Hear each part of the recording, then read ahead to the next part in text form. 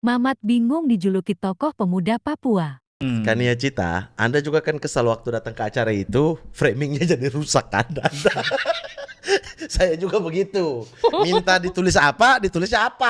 Ada acara. Dia pernah ngisi acara. Iya, ada sebuah YLC. Kan acara. iya di YLC. posternya itu kan biasanya kan Mamat komika gitu. Enggak, ini Mamat tokoh muda Papua. Iya, jadi Mamat mewakili Papua Iya. gitu Bukan loh. di komika situ. dia. Tapi bukan tidak apa. sesuai permintaan, Bang. Permintaan apa waktu itu, Man? Jadi ketika ditanya Bang Mamat ini di bawahnya ini mau tulis apa untuk tayangan dan poster gitu. Aku bilang komika aja, tapi kalau rasa terlalu gimana udah seniman aja gitu kan.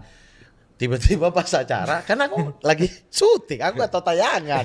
Tiba-tiba tayangan Ada setiap aku worternya. ngomong Iya, di bawah worternya. Mamat Al-Qadiri tokoh muda Papua. Jadi bulian lah anak-anak, respect tokoh. Respect. Kayaknya juga Mas Tridianto tuh tokoh muda. Tokoh muda, Tokoh muda Gitu, Papua. Arahan, Kita mohon minta. arahan.